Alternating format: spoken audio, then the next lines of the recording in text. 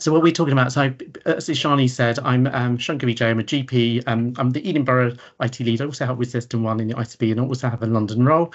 And I'm talking about this thing on the left, this registration form, which is a national product for new patients to register. And all the way throughout, you've got QR codes. So you can scan this one here on the left to try on your mobile phone to see what will a patient experience if they use the form. If you think I'm doing a rubbish job telling you the information, there's a QR code on the top right that tells you more information about the service. And they say, Ishani, did you know we're approaching Halloween? Yes. Yeah. Okay. And what I think is when we do all this technical stuff, all this IT stuff, we always think about it from our perspective as practice. And I think we've got to take it back to the patients. And, maybe even on Halloween, they may be wanting to register. So what does the experience from a patient look like? He was working on his laptop late one night when his eyes beheld a ghoulish sight. He could not log in despite several tries, and then suddenly, to no one's surprise, he did the mash. He did the healthcare mash. The healthcare mash. It was a keyboard smash. He did the mash.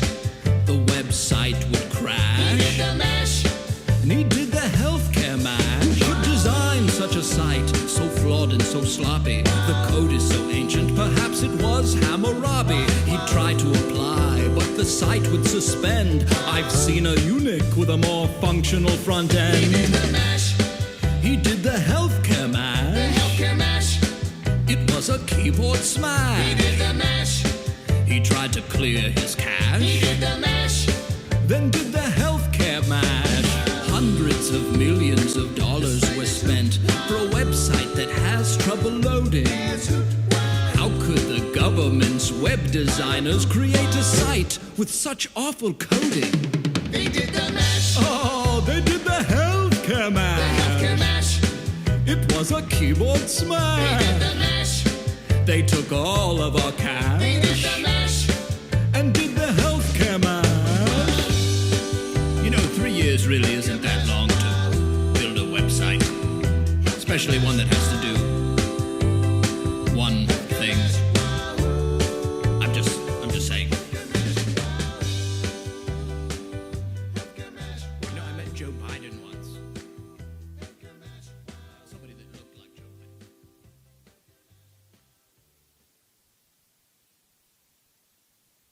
Okay, I promise you I will not throw any videos like that to you again. I'm not trying to make any comparisons about how we view the NHS when they try to build one website to do one thing. Any inferences are totally not intended. But honestly, we can always be a bit skeptical when the NHS says this is a national product, we built it, go and use it.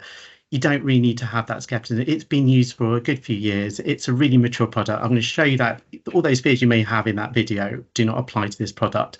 But that's our starting point, and we've got to remember the patient's journey and all of this. So I've got a challenge for you in this webinar, and I promise you I'm not going to do any violence, not yet.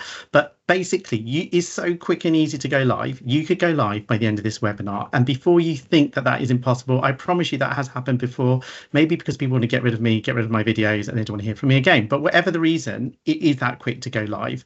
So what I'm going to do, I'm going to cover this. I'm going to cover how does it work, why should we use it, how do we set it up, and then at the end closable questions and links all the way through. I would really encourage you to make the most of the chat, post your questions. I'll come back to you and try to incorporate it, and hopefully by the end you'll be left a little bit wiser. So how does it work? What's underneath the hood of this product? As I said, all the way through you've got QR codes you can scan if you want to test it yourself. So when we look around us at the government web pages, everything's sort of changed, hasn't it? I don't know about you, but when I renewed my passport online, it was so much easier than the old days of will your photos be accepted and posting it off in the post box. So, it's about transaction, doing things, renewing your road tax. If you have 15-year-old cars like myself, you'd know about this. So basically, the NHS is no different. We're doing things online. We're no longer just doing static information. And there's all these complex things about accessibility standards, technical things about are our web pages meeting the requirements for all of our patients with their different needs. The good thing about the national product is it passes the headache to the NHS England. You as a practice don't have to worry about if your website for registration meets all these standards. You just use the national product. If you want more information about those standards, there's a QR code at the bottom. If we look at an overview, this is really important. Like so many things which start off as free, you're just told here it's free. And then suddenly you got to think, how do I fund it as a practice? So this product is free and it's accessible to patients through Find a GP page, the NHS app, and importantly, through your practice website, posters and messaging. And I'll tell you how that works later on.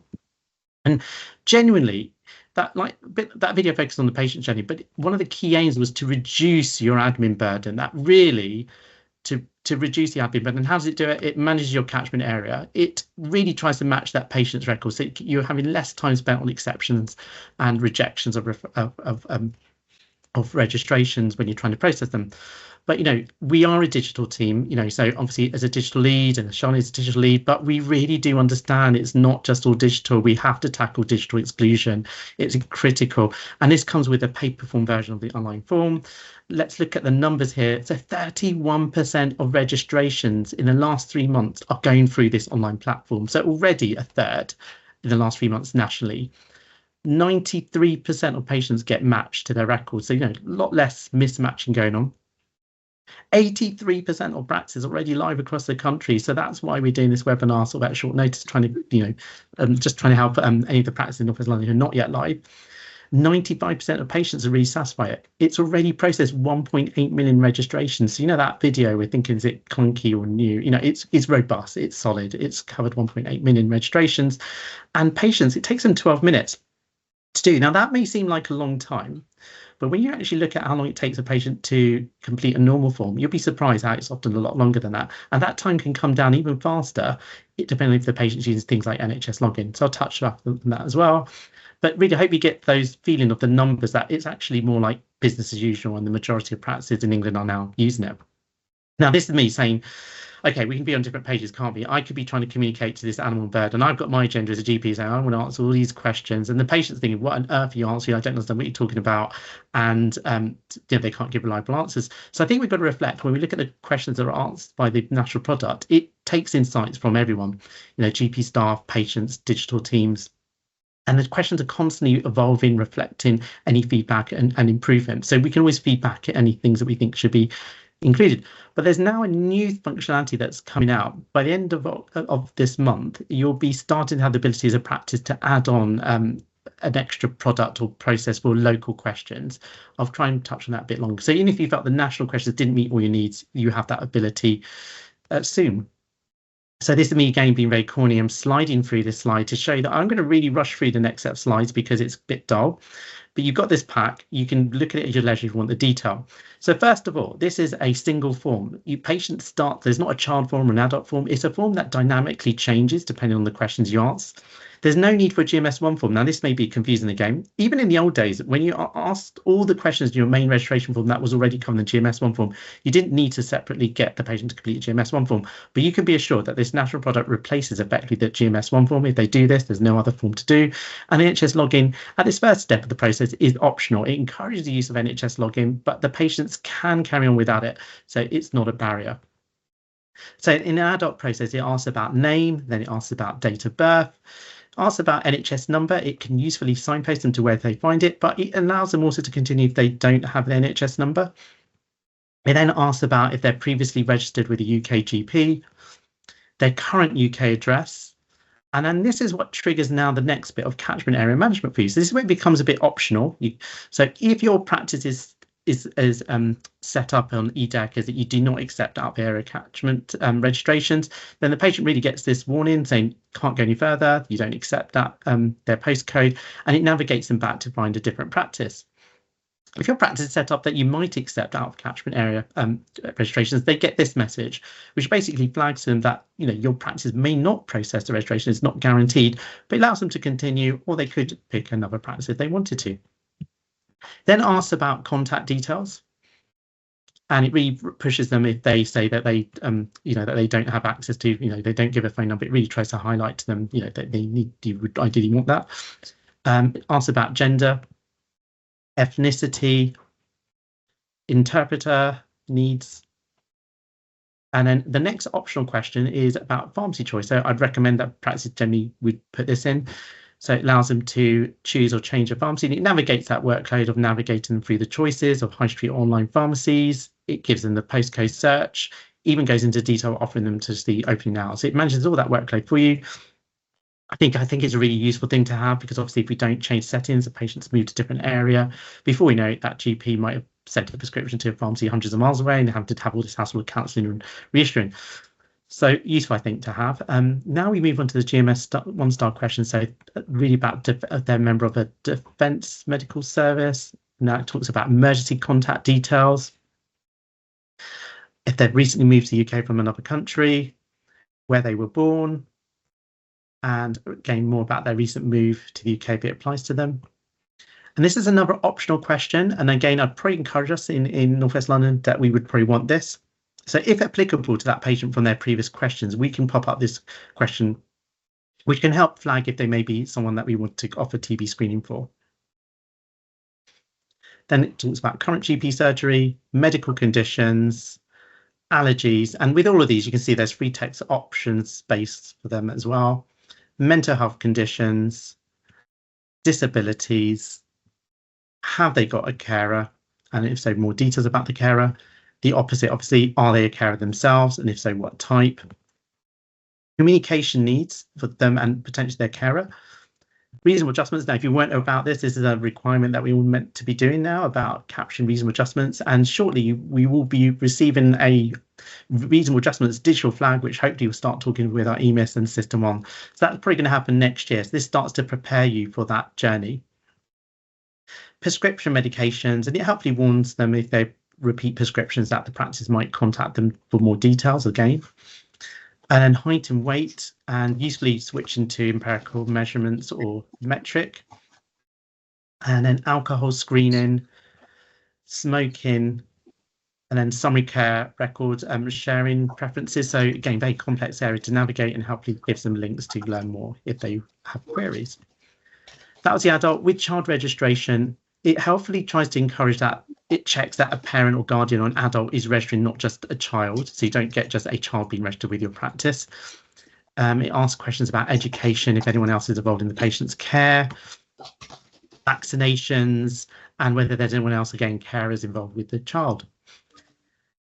This stage, then they've completed their questions. They get like a pre-check page, so they see all their answers, they can change anything that they want, and then if not, they can hit the green button and submit their registration.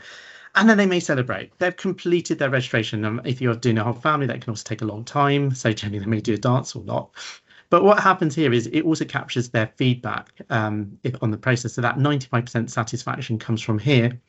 But this is the new functionality that's coming in. There's also now a link where, as a practice, from the 23rd of October, you'll be able to put an extra step here, link, where if you want to ask additional questions, they can click on it and it takes them onto an additional form or additional set of questions. That's due to come in at the end. Now, I've told you that everything is free. The only thing I would say about this additional bit, if you were doing it as a practice, you probably would end up using a third-party product or provider.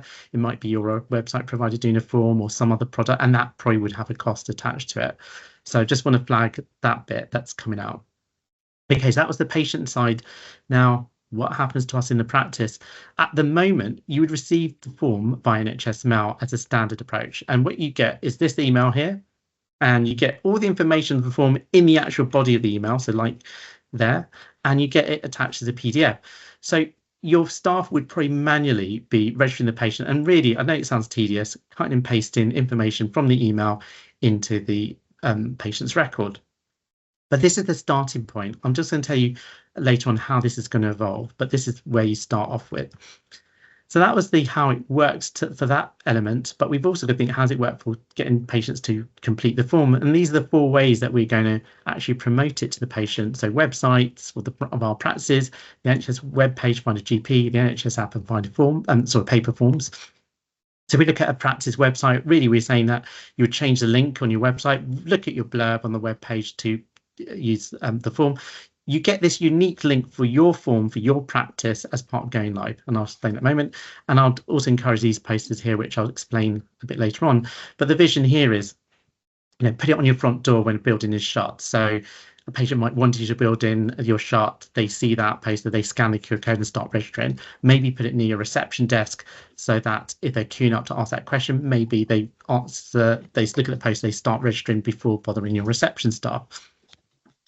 So that's the first method at practice level, NHS web page. So if you look at Find a GP now, when you put your practice postcode in, or a patient puts in any postcode in, when you look at your practices, if you look at here, this first practice here, it doesn't have this any link here that this second practice does. So this link here is a really bold link that says register online with your GP surgery.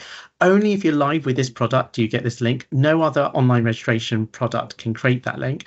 And I guess the dilemma we've got here is, does this now influence patients' choice? And we'll come back to that in a moment.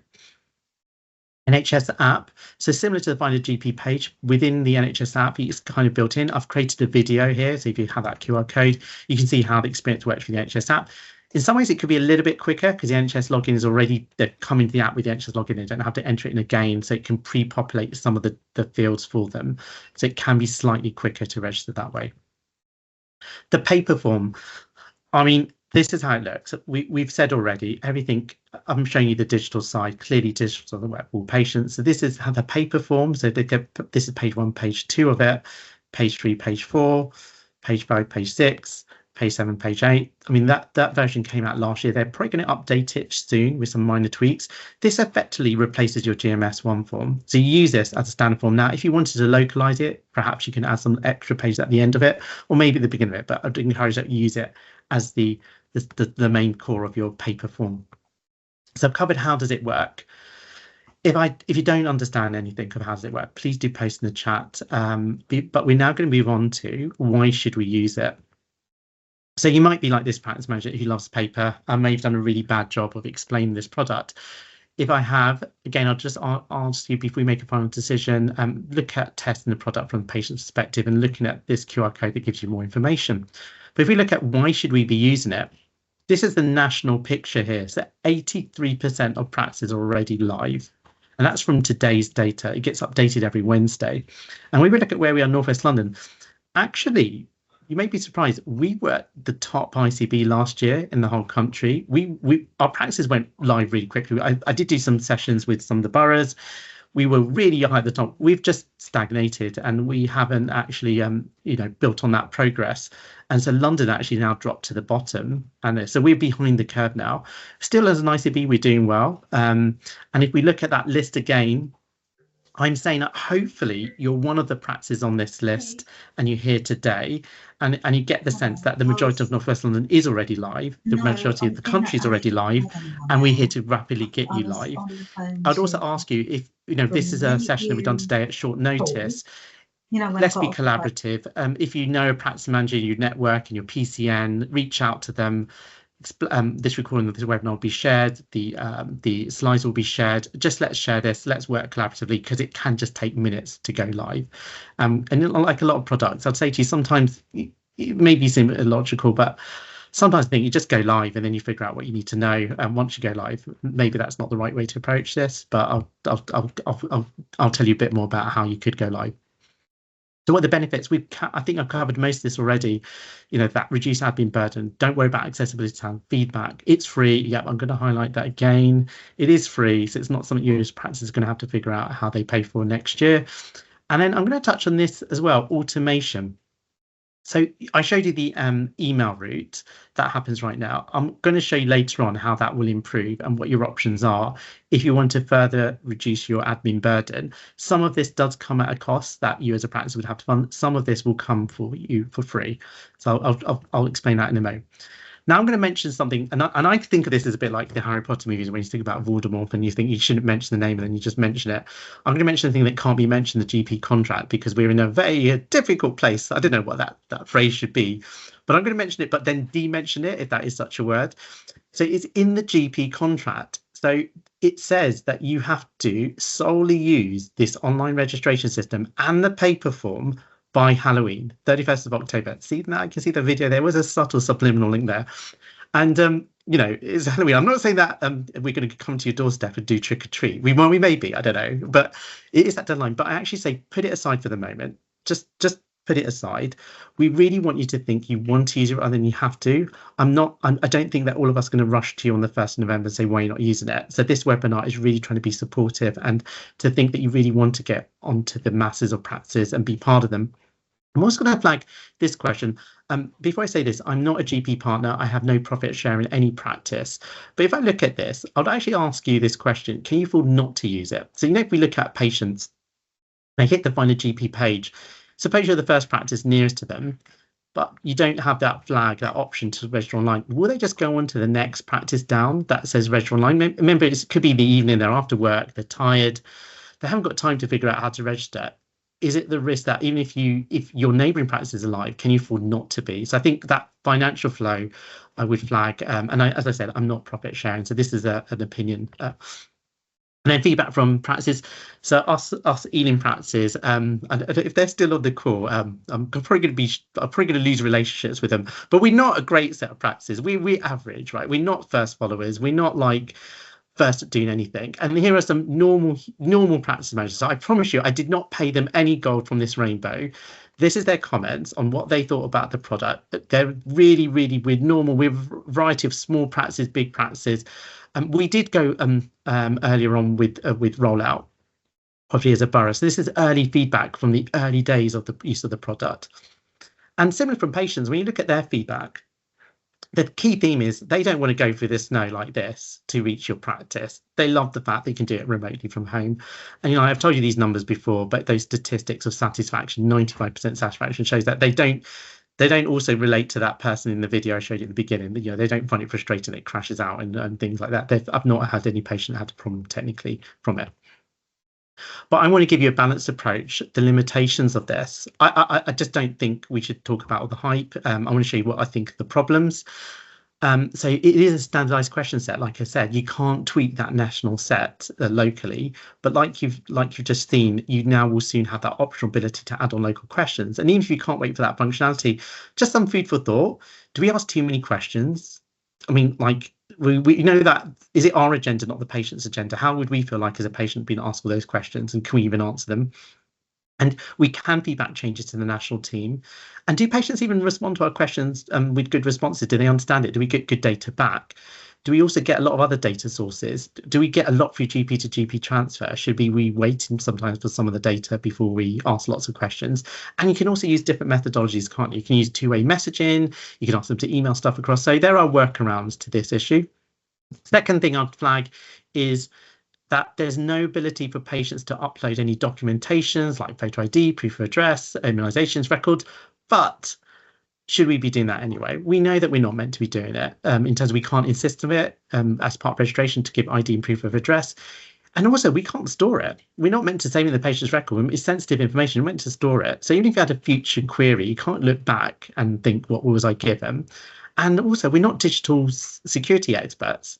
How do we know in this digital world that things aren't photoshopped and addressed? So really, you're using the NHS login as the main form of identification for practices. And even if you did want to add in some local processes, you can still ask them to obviously email things across or use two-way messaging across. So you could do workarounds to that limitation. And this is the bit that, and actually this is the bit that Ishani is particularly like, we've all been debating as clinical leads and borough IT leads about safety. Like, we often think that things are safe because hundreds of other practices are using it, and we're just all busy. But when you purchase your own products, often we don't do the due diligence of thinking really, and we don't even test the patient's end of this. So, there are other online registration forms of products out there. And sometimes you think, gosh, how on earth did people think it was acceptable that patients had to code their own allergies and navigate SNOMED lists and drop downs and things like this? Is that really safe? And then we automatically code it into patients' records. So I think one of the things about this is it passes the headache to the national team. You don't have to feel as a practice so much about it's your responsibility to check the product. It's more of the NHS England responsibility. Okay, this is a busy slide, but this is actually a slightly exciting slide, but really awfully busy. I've mentioned about the future roadmap in terms of the first point, that there's this local question content ability from 23rd of October.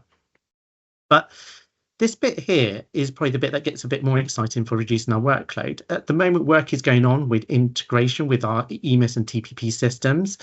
At the moment, the hope is it arrives by the 31st of January. That means the flow will come directly into our systems, and then we don't have to code any information. We just click a few buttons, if that, and they're registered. I just want to dampen our optimism a little bit. Things can always slip. The second thing is that at the moment, I think you can expect that 25% roughly, maybe, of your registrations will come through that flow. They're going to do it in phases. It may be adults at the beginning, not children, and there'll be future phases. But if you get behind this product, you start to be prepared for that functionality to come in. And that would obviously be free, that integration. But in the interim, I'm going to tell you about automation. If you can't wait for that, what are your options if you want to try and release some of the benefits of that? Behind the scenes, and this is going to become really jargony, so I apologize. I even have to read off this acronym because I can't remember it. There's changes behind the scenes. Your registration is currently being processed by the National Health Application Infrastructure Services, NHAIS. I don't know if anyone knows that acronym. That's going to be replaced by another beautiful acronym called the Primary Care and Registration Management System. This is similar to why the change happened with cervical screening. It also was a change away from NHIS. So in the background, we'll probably have to come back to you in January with updates about how EMIS and TPP works with registrations, because I think there'll be changes that you see. But some of those changes improves functionality, updates contact details of patients, and will update pharmacy changes rather than us at practice having to do certain things. So just want to flag some of this, but this is a really busy slide, and we'll probably have to come back to you when that happens. But this is an automation in action. So this is a bot. If you haven't heard of this frame about bots and robotic process automation, it's abbreviated to RPA. Think of it as a software robot. So like a piece of software pretending to be human, clicking on EMIS. And so they're cutting and pasting the registration form bits into your EMIS record. And this is something you can do now. There are some caveats about this. So this, I told you everything is free. This is a bit that is not free. So the national team have worked with 3 companies, so GP Automate, HealthTech One, and JIFJAF, who can automate the form entry into your System 1 or EMIS. There's a QR code here if you want to get more information. Costs do apply. One thing I would flag is if you do explore this, there's a bit of mixed messaging here. Technically, if you saw some alerts from EMIS and TPP, they kind of say they don't really support automation to different degrees. TPP's position is far stronger, I'd say, than EMIS. You just got to think through how that works. And also, you know, they could all have different prices, different packages. So look at the costings. And remember that when you get the integration through directly into EMIS TPP, it may reduce your costs and not all of it will go through these products. So just be aware of this because a lot of these companies are directly marketing to practices. Okay, so I've covered how does it work? Why should we use it? Now I'm going to get into the slightly didactic, how do we set it up? So honestly, you know, depending on who you are, this webinar, if you're clinicians and it's more the operational bits, please do feel free if you want to drop out, absolutely won't be offended. I think of this as a Lego kit. I'm going to show you like this Lego set. I think it's as simple as this, 13 little pieces of Lego that I'm going to show you to put together. These 13 pieces, you don't even have to do all of them, unlike that Lego kit. You don't even have to do them in this order, but like anything, it is worth checking. Even if if any of you are actually live at the moment, it might be worth just checking, did you do these 13 steps? So step 1, the key bit, is understanding how do you actually go live. So this is ideally through the NHS Profile Manager. The Profile Manager, you may know, is the thing we use to respond to NHS website reviews. Usually a practice manager, operational manager in the practice has access to it. If you're not sure, if you don't have access, here's the support details on the top right. So email address and 24-hour phone number. So everything is basically controlled underneath here. So when you go into Profile Manager, you can click on the Sign Up with Registered GP Surgery tab. And then once you get this blurb. I promise you not sign your life away. You can just quickly skim that. If you do realize you're signing your life away, tell me. I've obviously missed that sentence. But you click on Continue. And now this is where my heart goes out to you. If you're one of those practice managers that are managing multiple practices, I don't know how you're doing it. You shouldn't even be in this webinar. You must be too busy. But if you are, you will see a list of your practices and you've got to repeat the process for every practice. If you're a mere mortal like most of us here with one practice, you've just probably got one practice. But here could be the first issue that if you've changed roles and you've got the wrong practice here, you may have to go back to the Profile Manager to make sure a team and make sure you're set up with the correct practice. So you click on Continue. And then all it's asking you for is what's the email address for your practice to send all these referral forms. So you type it in here. They send you a verification code. You type in a verification code. So that confirms you didn't put any typos in that email address. And it also confirms that you are receiving that email. So good, quick check. Is your practice offering a language interpretation service? Surely everyone in North West London is, because we've got silent sound, so click yes. Are you dispensing surgery? I think no one in North West London is, so click no, surely. Do you want to offer your patients choice to nominate their pharmacy? I'd say click yes, but it's your own decision. They'll get that optional question I just showed you before. Do you want to check if your patient's eligible for TB screening? I think in North West London, we'd encourage you to say yes, but obviously this is your practice level choice here. And that is it. That was how complicated the form was to go live. And believe it or not, it even wants you to check whether you've got that right. So you've got the ability to change any of your answers. There were about 6,000 questions there to go through, but okay, I'm kidding. But you click continue and then you are live. You get an instant confirmation and you get emailed that confirmation that you're live. But the most important thing in that confirmation is that is your unique link. It gives you your web link for your practice, for your web page. And I'm saying learn it, keep it safe. It actually follows a simple structure. It's this bit here, gpregistration.nhs.uk / and then your practice ODS code. If you have branch surgery stuff, it could be slightly more complex, but this is basically it. Once you've set up, I'm now going to show you how to go in and do other things. So you can go back into Profile Manager. If you ever really wanted to turn this service off, you could go back to Profile Manager, go back into that Register tab. Now it looks like this. It has your practice's details here, and it's got this bit here, View Details. So you click on that. And once you click on that, you can change settings. So here you've got patient access on. If you click on change, and here is your toggle switch. You can toggle effectively to different options. You can toggle off that you're not on the Find a GP page, but that link is still live. So if you still have your practice website, it will still work.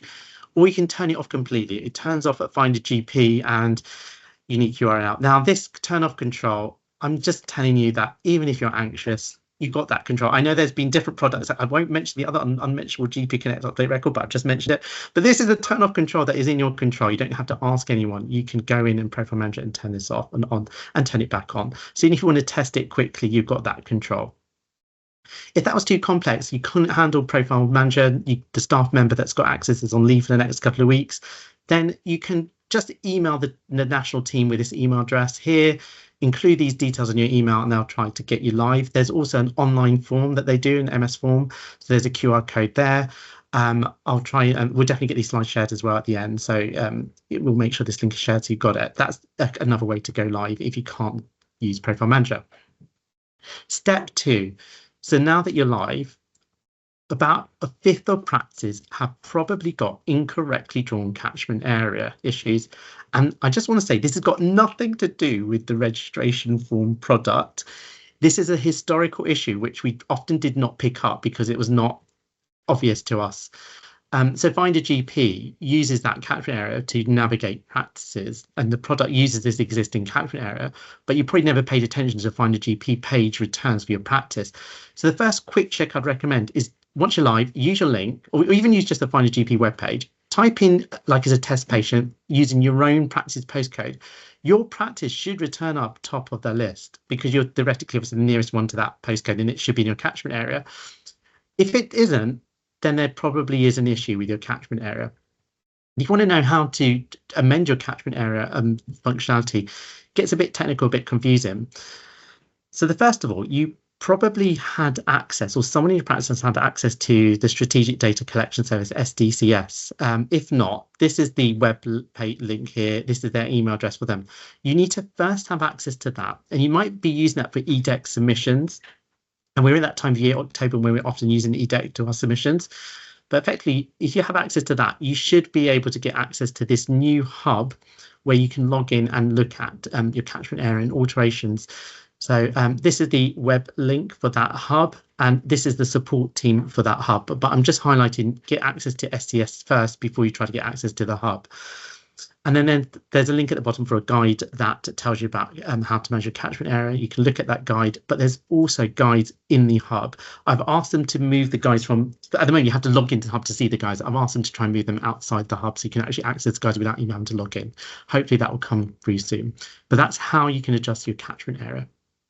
And I just want to highlight again that your status of whether you accept out of area or possibly accept out of area registrations or not comes from your EDEC submission. And I've shown you already that the message the patient gets is different if the postcode is outside your catchment area, depending on your setting. If you're not sure on your setting or you want to change it and you can't wait for the EDEC submission, you can reach out to the NHS webpage team on the service desk with that email address at the bottom to try and get that changed. Step 3 is This little tip, if the forms are coming through by NHS Mail, you might want to create a subfolder in your NHS Mail box that, designed for registration. And you might want to create a rule like this, where emails that come from that email address from the national team automatically go into that subfolder. If you want to be really flash, you can even put things like a category on. It can just help with your inbox management, that you're less likely to miss a registration and you've got a team that are paying attention to that folder. Step 4 is when you're live with that link, do a test. Just do a test registration, pretend to be a patient and make sure you get that registration form coming through. And here's a QR code that just gives you experiences of some of the early practices from using the platform.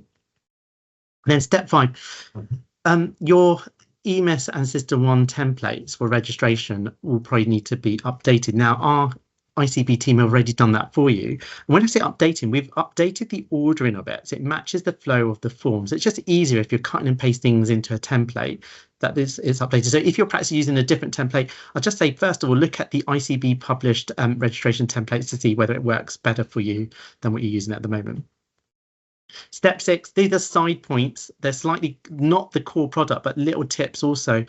Is you can also have a free service for notifying your patients when you've processed the registration. We're all talking about our SMS costs, our caps, our allowances, and worrying about bills. This could be one little tip that reduce your costs.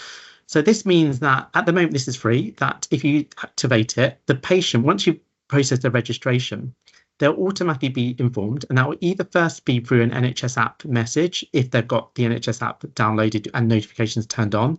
If that's not possible, they'll be sent an email. If that's not possible, they'll send a text, but this doesn't come out of your allowance for the moment. I'm just being cynical, but at the moment it's definitely free. And then if that's not possible, and this is really important for our disclosure, they will post a letter to that patient. So I think at the moment it's a no-brainer. You'd probably want to activate this. And again, to do that, yes, it's back to Profile Manager. So you go back to Profile Manager. There is a theme here. Everything's kind of in Profile Manager. So you go back to Profile Manager, you go back to Sign a GP. And then if you look at here, we clicked on view details before, so you go back to view details. I showed you patient access. Now it's a one option below that, send registration message. So if you click on there, click on change. And again, really complicated question. Do you want us to message patients? So you just toggle yes or no. So here I'm saying you really want to click yes. And then hey presto, you've activated that functionality. Step 7, the paper form. So we're asking you to switch it, and it is part of the GP contract. But again, I'm not mentioning the GP contract, but I've just mentioned it again. So here we go into Profile Manager again. We click on to sign up with registration. And then I showed the top section. But now if you look lower down, download the paper form, you've got a link here and you can download it here. This is probably the safest way to make sure you get the latest version. But at the moment, there is a link to the current version. So this link is live, so you could also get it from this link, but just be warned, I think they will update this soon. This is the version from July 2023, but I think there will be a slight update soon, so that might be updated. Another useful tip is, I don't know if you're aware that NHS England did publish lots of different health questionnaires for patients in different languages, and they're dual languages. On the left hand side it's coded in English, or written in English. On the right hand side in another language. So if you're struggling, so remember, like you said, we're really passionate about health inclusion and digital exclusion. These are the bits that actually can resolve issues. When we know that that patient can't even complete that English paper form and we're not going to get any information, just be aware that this exists. It could help you with that registration experience. And sorry, I'm just going to say you may want to set up preset messages, text, or messaging with links to that. If you're a System 1 practice, I've already created that all for you. If you look at Communications Annex, all the links are there, so they're all done for you. If you're EMIS practice, you're going to have to do for yourself a few ACCAREX at the moment. Okay, step 8, talking about those preset messages, there may be a couple of others that you want to create at the same time. That first one is with your unique link for your form. I'm seeing the scenario of parents have just given birth to baby, you've got the discharge notification, and you want to text the parents the link saying, could you register your baby with it? So I'm thinking that as one scenario. Obviously, you can text to patients that are not registered, but it is more fiddly. Then you may want to have other messages. So if you didn't activate the NHS Notify service, you may want to just have a confirmation to them saying you've processed their registration, they're now registered. And also, I would always say subtly promote that they now also download the NHS app, so you get that promotion in at the same point. And then if you do take out of catchment area registrations, but you don't accept all of them, you may want to have a preset like this. So if you got an out of area registration, but you're not going to register them, maybe just telling them that you're not registering them, and then sending them back to find a GP page so they can find an alternative practice. So this is some tips I think that you may want to set up. Step 9, I promise you we are getting towards the end. Step 9 is your practice webpage. Just put in that link that you got for your form and just scan through your blurb thinking, is it all correct now? Do you need to update or remove items? If you're struggling with this, most practice website providers are aware of the national forms. They might be able to assist you. Step 10, this is that media and the promotional materials that I've mentioned to you. Just going to show a little clip of this video.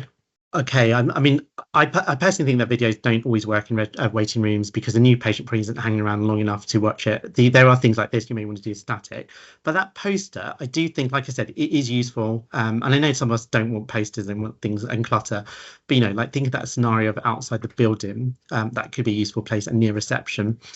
So I'm going to just give you a side challenge. Do we all know how to create QR codes? Because if we don't, even if you didn't, even if this whole webinar was a complete waste of time, if I show you how to create QR codes, we've achieved something.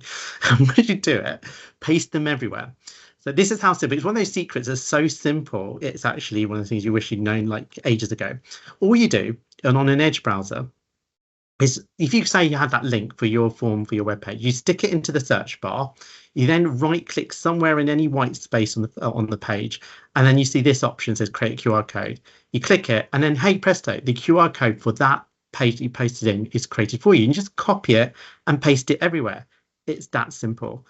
You could do the same with the Chrome browser, but there is a slight twist to this. If you're like me, you enjoyed watching Jurassic Park movies, you get a lovely dinosaur in the middle of your icon. If actually you're not a massive dinosaur fan, actually this is just dead space. So what you can do if you're creative is you can paste anything over that dinosaur.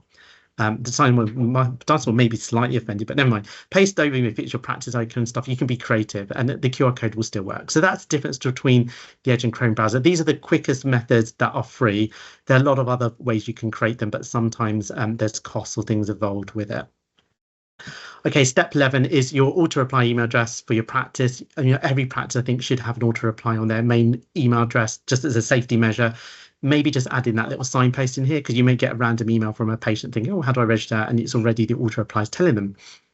Step 12, and we come into almost the end, is there could be key staff members, maybe a reception or admin lead that also wants to think about, do they add it to their email signature?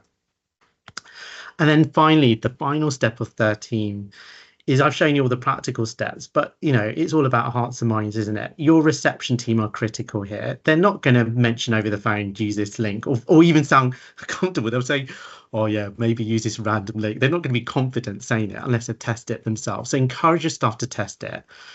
Understand and explain to them that this was not just about patient. There was a journey about trying to reduce admin workload here as well for practices. If they understand that, they get onto that journey, they will support it and tell your patients.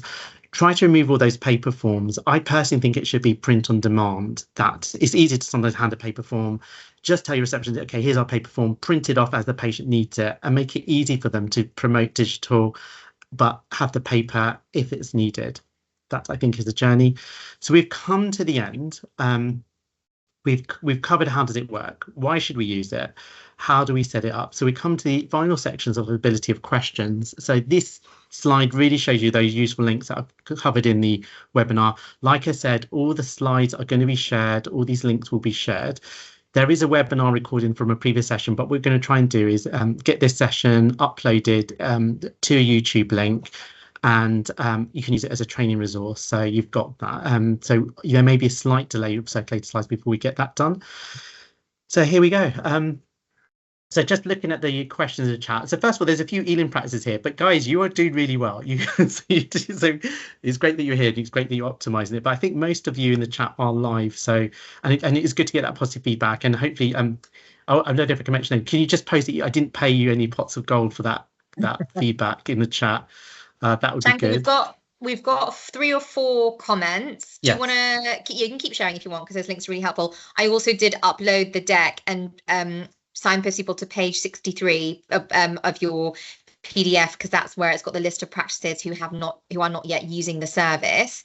We've had a question on this came up before I attached. Sangeeta's asking, is there something on a patient-facing service consent? Can this question be added to the form?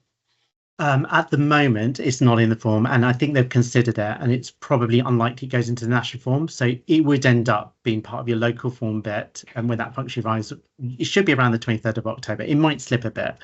So I know that may not be what you want to completely hear, but that's probably the reality. And then we've got a comment from Ashok in Harrow, who's asking, as you mentioned, this setup favours providers that opt in to out-of-area registrations. How do other practices protect their list size short of opting into out-of-area registrations? Probably sits beyond the scope of this. I think what you can see is you can see that the functionality copes with both. So that's a bit I need to show you. The decision you make as a practice of whether you take out of options. I think you've started to now see the digital experience. That Find a GP page is a popular. I mean, patients find it in practices in different ways, don't they? They hit Google, they hit Facebook groups, but Find a GP is one of those modalities. So now that you can see how that works, I think you've hopefully seen that as a minimum. Having this link saying register online is surely the first step, and you can see that there's little flags on that the profile on Find a GP saying does this practice accept out of area or not, and that's got nothing to do with the national product. That was always there on Find a GP. This is just adds the registration component to it.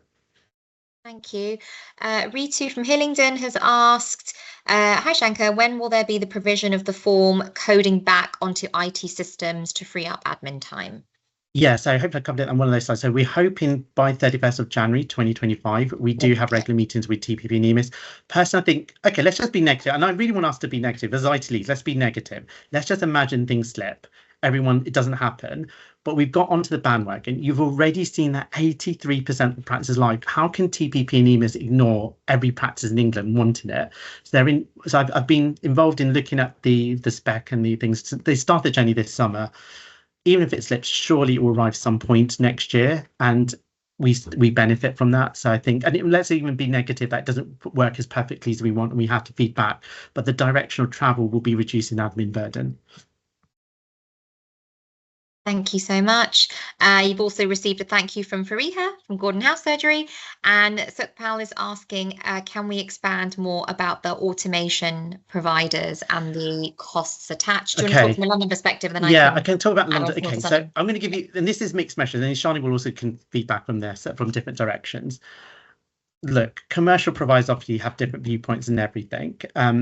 I'm not sure if we should name particular providers, but I think the first thing is the national team has worked with those three providers that you've just seen in the slide deck, GP Automate, Health Tech One and JIFJAB. I personally wouldn't rush to using anyone else that hasn't worked with the national team. So you've got like a bit of assurances that they've done some testing and assurances to degree. Okay, so that's the first bit of feedback. Secondly, one thing I would flag that the commercial providers don't flag is being on the national form opens up competition and market. Some providers may have promoted their particular form and said that this is the best product. It could lock you down to using them as an automation provider. So one of the advantages of being on the national form is you have competition between at least three providers offering different price plans. And I think like all of us, sometimes we can lock down into provider and we're reluctant to change, but it is a competitive space. So you use a practice, even if you're using automation, maybe over the time, look at your options.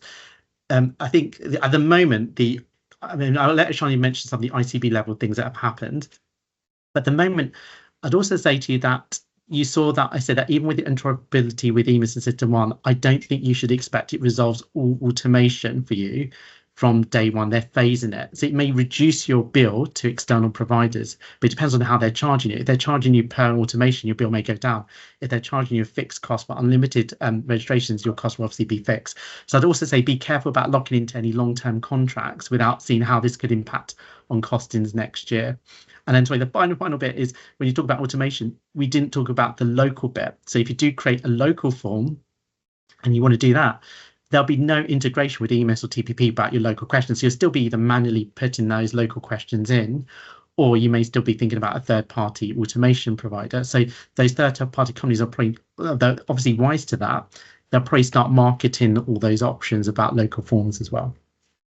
I think Sukhpal's put his hand up. Do you want to come in? You're on mute.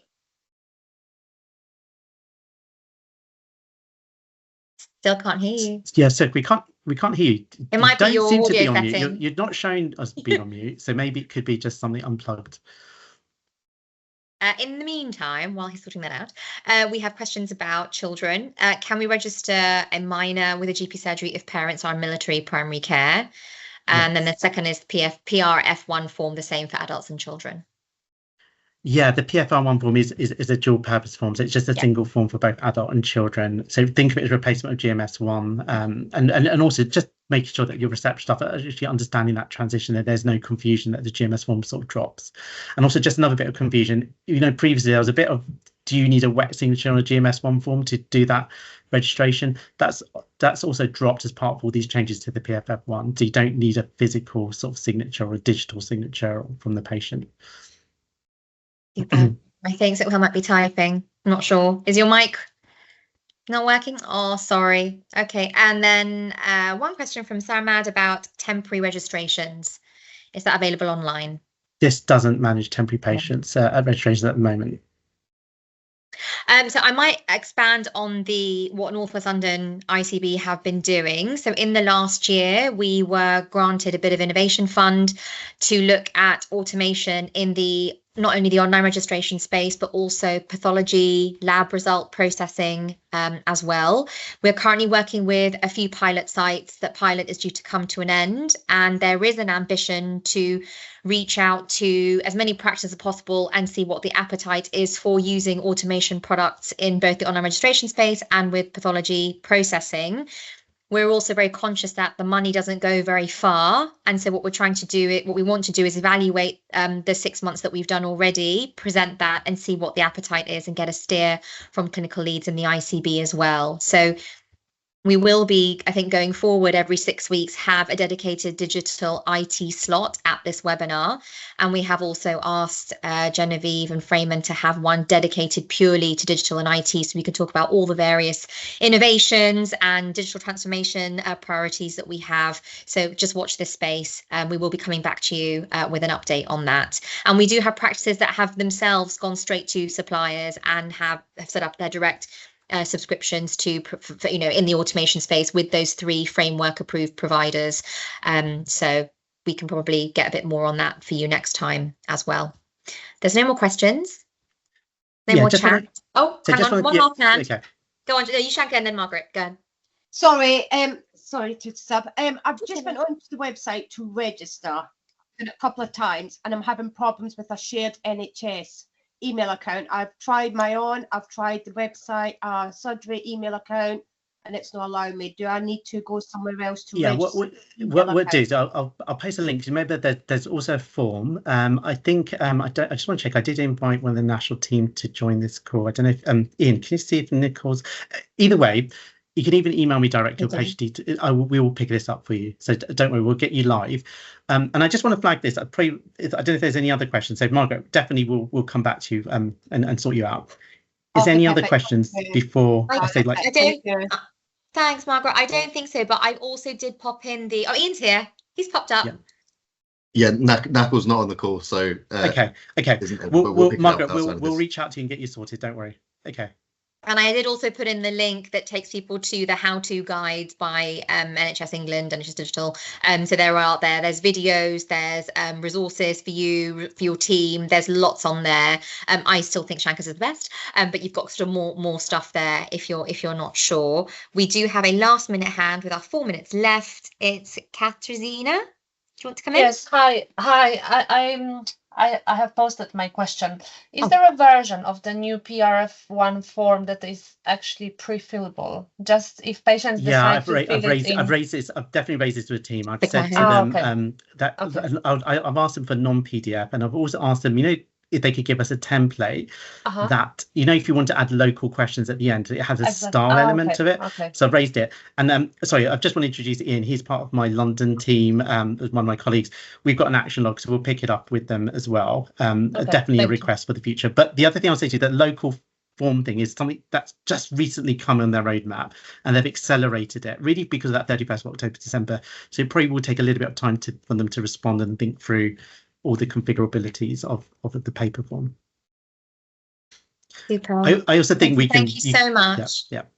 No, Yeah, so I just want to maybe I think if we've got no questions, just want to say final statement. Like, normally, when you do a change, you do the steps you should do is obviously discuss it with the practice, have the meeting, discuss with the whole team and stuff like this. I'm kind of hinting to you that just do the opposite in this. Like, basically, we're all really busy, and you can blame me for this. So honestly, you have my email address, ping me this. I think it's one of those things where sometimes some changes is easier when you actually make the change to realize what you need to figure out and resolve it. And have that confidence that 80% of practices, so either they've all completely missed a trick and how they're using it, but we're in the final couple of weeks now. And I mentioned the GP contract. I just want to mention it and not mention it again. And I know Suk, you're on the call, so you can happy if anyone wants to jump in. We reached out to the NMC multiple times about if they have any concerns. Up to this point, they've not raised any concerns. They're not saying it's a suggestion on the BMA collective action list. They're not come back to us. They could obviously be last minute changes, but they've not rejected it either. So when we think of the contract, one of the things I want to emphasize is the reason it ended up in the contract was the product was doing really well. They originally had a deadline of trying to get 2,000 practices live by December, I think 23, whatever. They hit that target a couple of months early. So they kind of enrolled it into GP contract because it was going well. And the vision here is this. I don't think any registration form is perfect. The best registration form is not having a registration form. So probably what I didn't emphasize, if we get into this vision that if we're all doing one registration form, patients are more familiar with it, social workers are more familiar with it, care coordinators work with it, UTTs are more familiar, and then they may be better at completing it. So I'm just asking you to make a quick decision or think about a quick decision just to go live. And even if you go live, you can pause yourself. You can go in, and so you may want to just test it, pause yourself. You've seen how I do it on Profile Manager, and that could be your fastest way to get it. And I'm genuinely offering to answer your questions, address out. If the national team also get overwhelmed in those final two with the whole country, with those final practices going live, so you honestly reach out, and I mean that. Okay. Thank you. I hope that's given people some confidence their online registrations. And Shanker, thank you so much for singling yourself out to be the point of contact for practices struggling. That's super kind. One last question. If practices have signed their contract variation, they need to go live. I mean, it's sort of a comment rather than a question. Or is that a question? I'm not sure. Sounds like a question. So Shanker, if practices have signed their contract variation, they need to go live? I mean, look, the contract bit, obviously it's in the contract, but let's remember what I just said before. Do it because you also want to do it. Look at the product, look at the numbers, think you're in the masses, think of the EMIS and System 1 improvements that might happen in January. Is it sometimes easy to do the changes in 2 bits? You get onto the system and then you get walked through that change. Do you really want to face in January all these complex changes all together when it's getting towards the end of the financial year? Personally, I'd say do it. I would just recommend doing it now, and then you've always got that plausibility if you feel there's a real issue that emerges. Great. Thank you all so much. That's a wrap, and it'll be Genevieve, I'm sure, back next time. Thank you. Thanks, Shanker. Really great.